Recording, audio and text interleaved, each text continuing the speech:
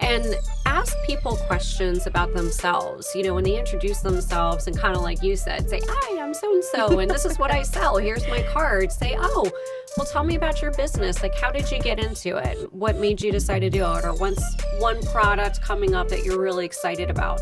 People love talking about themselves, and that's the best way to get them to open up.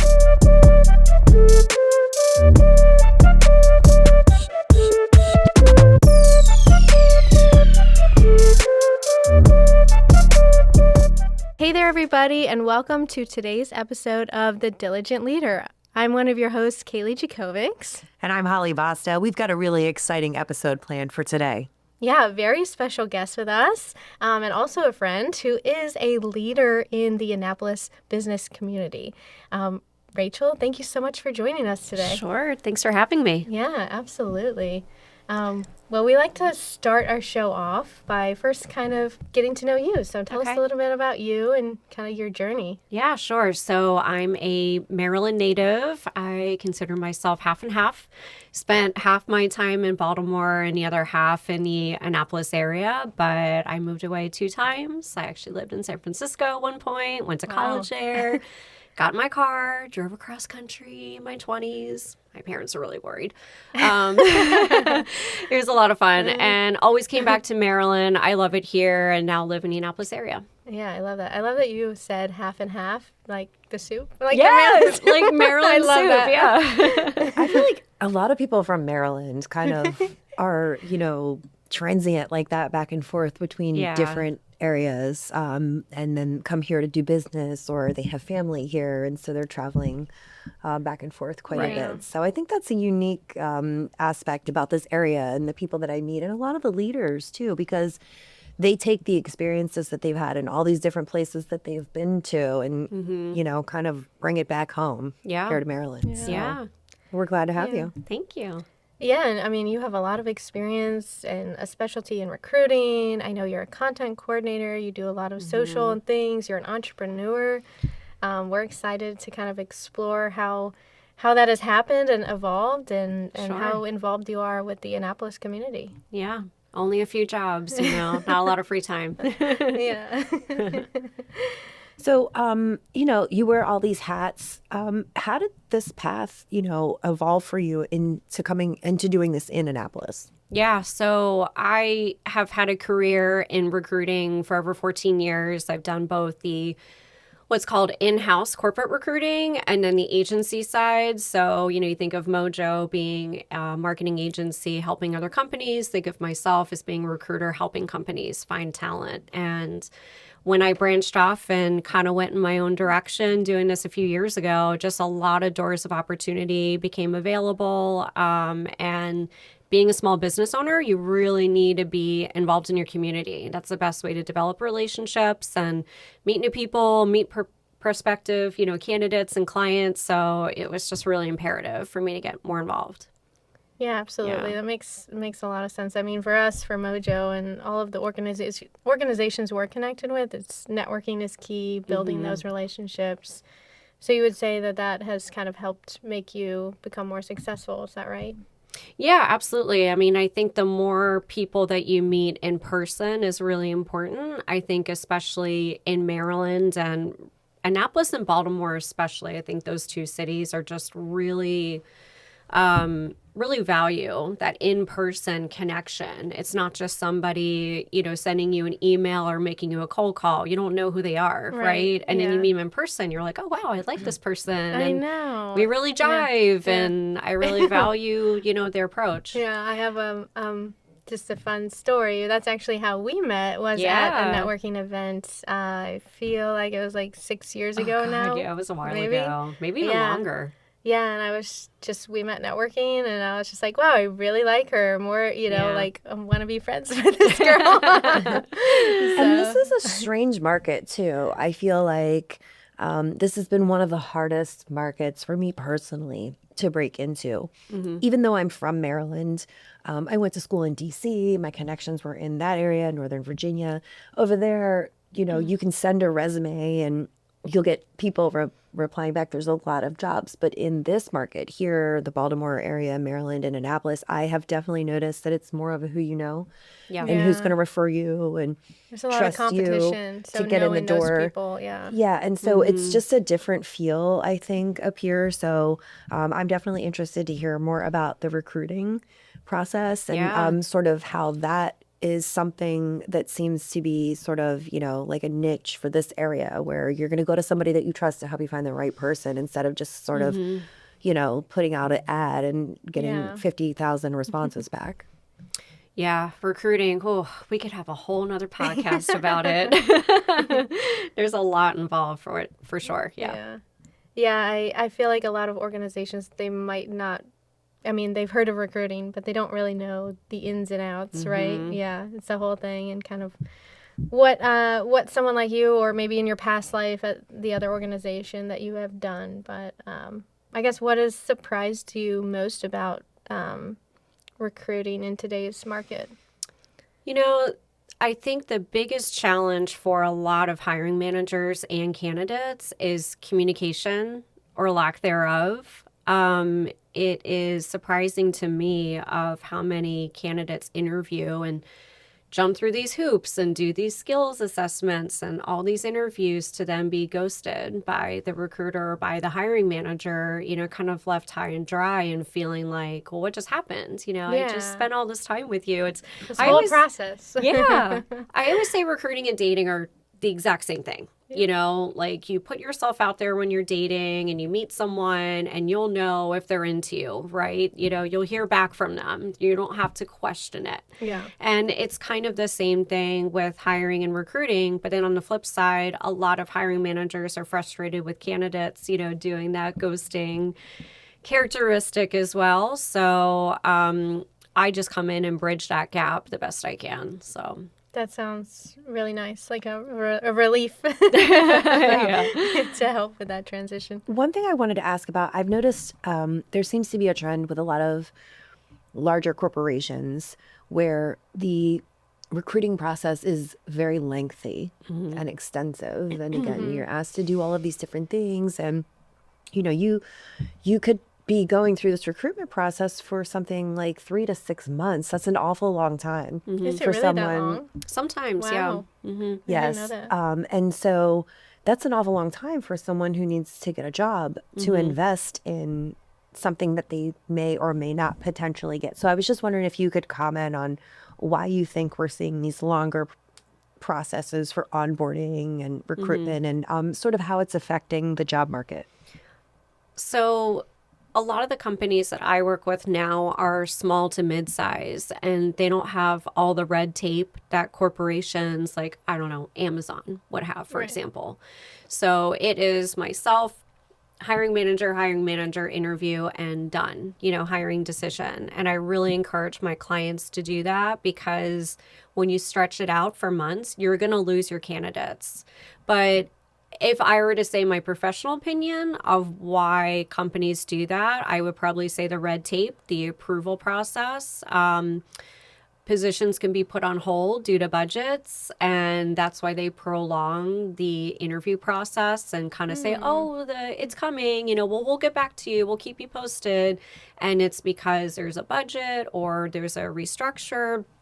It could also just be kind of like I'm bringing back to the dating. Maybe they don't think you are their top candidate, and that's why they're spending all this time to explore other options until they know exactly what they want to do. The longest I ever waited was a year, by the way. Oh my gosh. 1 whole year. This organization really wanted me, and they had to work through some budgetary challenges in order to get that position secured. But they knew that they wanted to do it, so they had set, that ahead in their plans for the next year, for the next fiscal year, rather. And then when everything got approved, I was able to get the job. But that was a long time. Yeah. And of course, I had to work another job in the meantime. Right. Yeah. Well, you hung in there. And I guess with your expertise too and your background there, would you give any advice to organizations trying to either build that, I guess, that stronger recruiting team, whether it's in-house or searching for a company to assist? I think anytime a company wants to hire a new employee, I think prior to the COVID pandemic, it was a lot easier to just hire somebody, word of mouth, referrals, and things have Yeah. really changed since then. And I would say if you want to do any kind of hiring, filling any kind of position, seek out a recruiter, hire one internally yourself, somebody who knows how to engage with talent, keep them actively, waiting during the process, or seek out an external recruiter to handle it for you. I think a lot of things just fall on the wayside for Yeah. hiring managers. Okay. And they kind of need that assistance. Yeah. Yeah, absolutely.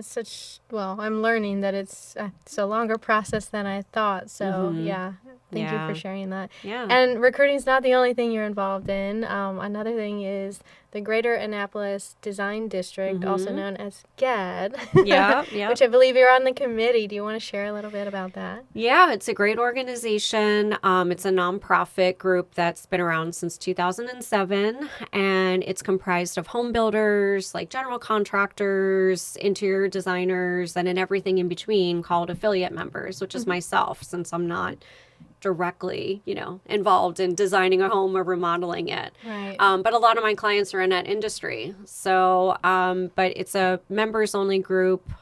We have all kinds of really fun events, and I'm the events chair, so I get to Ooh, I be love part of it. that planning process. Yeah, it's a lot of fun. Yeah. Yeah. Events are always great, and I know I've been to a couple of the events, Yeah. and they're great networking events. I've met some great people, and even some that have become our clients. So definitely should check it Oh, out. that's Yeah, good to if no one has know. gone to any of those events. Yeah. Yeah. Love it. So, for local community organizations like GAD, why is it important for them to connect with the local business community as well?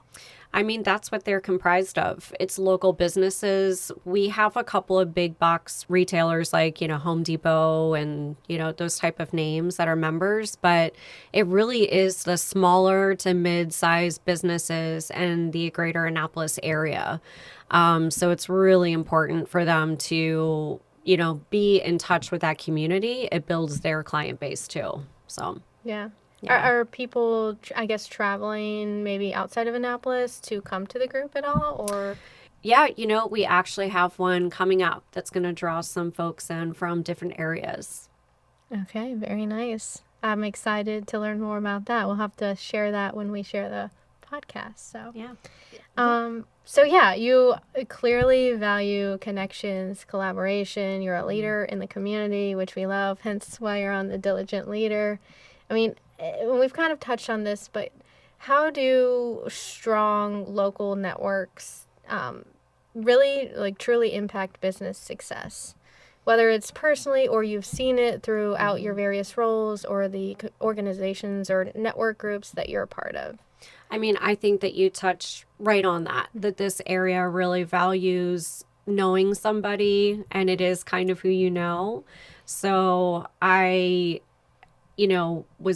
career was built on picking up the phone and making a cold call. And I just find personal networking or just stopping in a business. I did that last week. I just kind of stopped into all types of businesses. And one of them I walked into, the first thing that came out of the girl's mouth was, "Oh, you're Rachel Hack. I've seen you on LinkedIn." And I'm like, "Oh." You're like, yes, I'm doing something right. And she's like, "Yeah, I think you messaged me once about a job opportunity." I'm like, "Yeah, that sounds like me." But it means a lot. Yeah. So, what sort of advice do you have for professionals who want to get out there and network, but they want a more authentic feel, like not that transactional back and forth? That's the worst when people are like, "Hi, this is my business. Buy my service." Yeah, like the like, hard sell. That's just, you just met this Don't do person that. and you're already Yeah. trying to get you to buy something. So, I what know. advice do you have? I mean, for one, try different types of events. Not all are created equal. You could go to one in the morning, that's coffee. You could go to one in the evening, that's, happy hour. And ask people questions about themselves. When they introduce themselves and kind of like you said, say, "Hi, I'm so-and-so, and this is what I sell. Here's my card." Say, "Oh, well, tell me about your business. Like, how did you get into it? What made you decide to do it? Or what's one product coming up that you're really excited about?" People love talking about themselves, and that's the best way to get them to open up.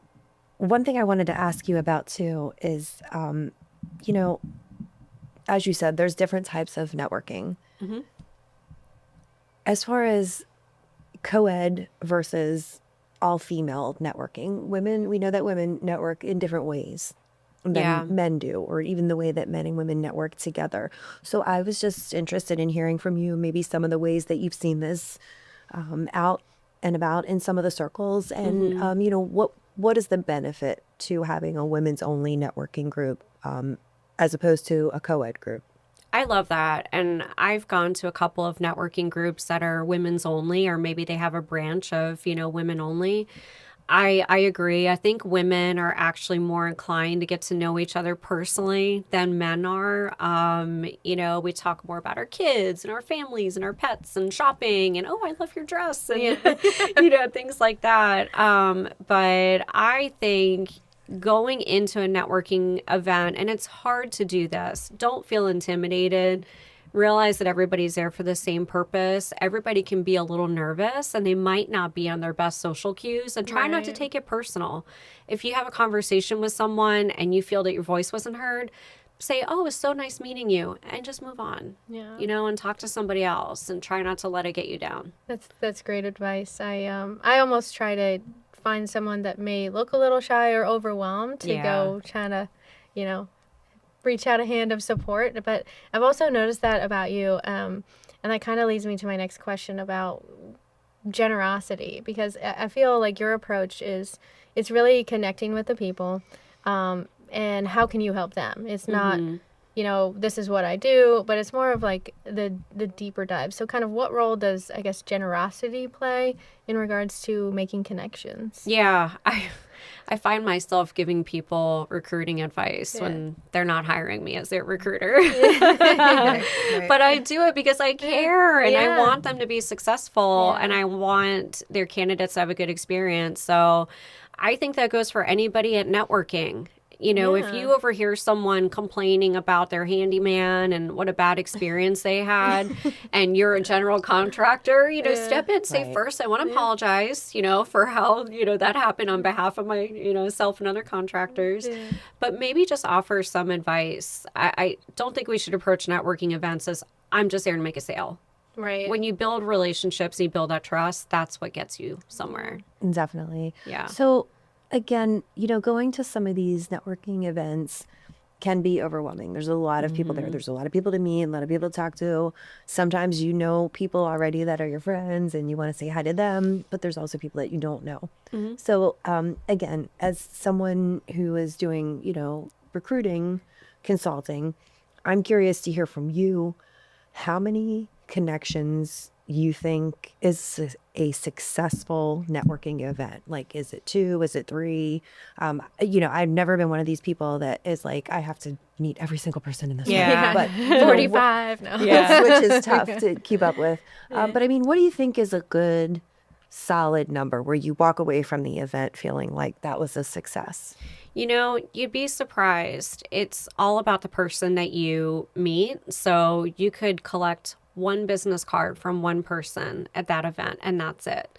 And I always follow up with the person the next day. I look for them on LinkedIn to send them an invite to connect, and you could shoot them a message and say, hey, I'd love to grab coffee sometime just to hear more about X, Y, and Z that you told me. That right there can open up a lot of doors, but I mean, gosh, I would say try to at least get 3 or 4, I'm not perfect at it either. I could go into events and get a little nervous, and feel a little intimidated and shy, but I do try to make that effort for sure. Yeah, I would say quality over quantity. So, I mean, anywhere from 2 to 4, if you're having those genuine conversations. Yeah, absolutely. Okay, moving into more of content, because you produce a lot of content yourself. Yeah. You also have a new role as a content coordinator as well for Stroll Eastport. So I'm excited to hear one about how storytelling plays a role in building the community, as well as about Stroll Eastport. Yeah, so this is really fun and exciting. Stroll Eastport is a free publication for residents, and it's about the residents of that specific community. So this one being Eastport of Annapolis. And because the stories are about the residents, that's what's really going to tie and connect to them. We're going to have stories of, meet your neighbor, and it could be someone who lives 2 doors down from you, and you get to read about their story as a family, see photos, and just kind of, think, wow, I didn't realize that person lived 2 doors down from me. That's really cool. So it's up and coming. It'll be released soon. Yeah. Yeah. Yeah. And I guess Stroll, is it a Maryland organization? Is it nationwide? I was doing a little bit of research on it, but I was like, wow, it's in Eastport. I want it to be in my neighborhood because you get to learn about, the veteran that served, 40 years and did all of these things. Right. It's like, that would be so cool. So it is owned by a parent company called N2 Company, and they are nationwide. So gotcha. the publication does exist in a lot of states outside of Maryland, but we already are publishing in a couple of towns in Maryland. So, and I know you're passionate about it. We can hear you. And I know you're excited to take on this role as well. I mean, for you, why is it important to highlight these community leaders and just people in the general community as well within this magazine? One of the things I love about this magazine is it's all positivity. There's no politics. Yes. We're not trading sides of where we stand on that. It is all about local events, local residents, and we are actually going to feature veterans in the July issue, and that's going to have a really strong leader and somebody who made a really positive impact on the country when you think about it. Not just Eastport. And I think it just inspires people. And it's just that good soul feeling of, oh yeah, there is good out in the world of all this chaos right now. Started following things on social media that is like, oh, here's positivity for the day. And it's I'm like, yes, I need more of this. More of that. Yeah. So well, and I like this concept too, because Eastport is a community where a lot of people are walking to destinations that are close by, or walking past their neighbor's house where they might see these all folks. the time. And so I like this concept and sort of telling these stories, and the events are great because it lets people know what's going on. Again, Annapolis has a lot of people that move in and out of there frequently. And so they're seeking publications where they can find out what's going on and things that are happening right around the corner from them. So I know there's a lot of little shops and restaurants and fun things to do there. So I'll be looking forward to, I'll have to catch up on Stroll Annapolis too, or Stroll Eastport rather, so I can catch some of these stories. And I know there's an Instagram page because I followed it. Yay, another follower. Yeah, I'll be excited. You're like, yes. Okay. So make sure to follow that to our guests who are listening. And so, I mean, we've talked about various things, recruiting, networking, your involvement in the business community, Stroll, content, all of the things. There's so many more things that you do, but I really want to get a feel for your leadership, your leadership style, if you will, right? How would you describe it? I never ask anybody to do something that I'm not willing to do. I'm a firm believer in that, and always do exactly what you promised. Never overpromise and underdeliver. It's something I learned a long time ago. That doesn't really build trust in someone. They can't count on you. So if I say I'm going to send you an email by 5 p.m., I'm going to do it, even if I have to pull over my car and do it on my phone. I love that. It's going to happen because you're counting on me. So that's, for me, really important as a leader. I love that. Are there any leaders that you strive to be more like, and what sort of qualities do you admire about those people? That is such a great question. I don't know if I can pinpoint one person in my mind right now, but I love following women leaders. I think that women in business have just come a long way, and it's only been a handful of years that we've had this opportunity, to really make a dent in the business world. And so I love following strong female leaders who just are so honest and almost gritty. I'm afraid to do that sometimes, to just kind of put on that hat of being proper. And I really appreciate women that just put it right out there. Yeah, absolutely. All right, well, again, just a couple minutes left. I want to know, what excites you about the most about the future of the Annapolis business community? Yeah, I see so many businesses opening. I follow a lot of that on social media, especially all the new restaurants. And it's just so nice to see our community is continuing to grow, even in an economy that sometimes can be, feeling uncertain. So, being in the recruiting industry, it's just a really positive outlook of knowing like, okay, there's going to be more businesses, more hiring, more opportunity. Yeah, absolutely. And what's next for you? Oh gosh. Well, I mean, the role as a content coordinator is still kind of new. So just gearing up and trying to find some really cool stories for the magazine. So that's probably the newest. And there might be something else in the works. I'm sure there will in the be. near future. Always. Yeah. Stay tuned.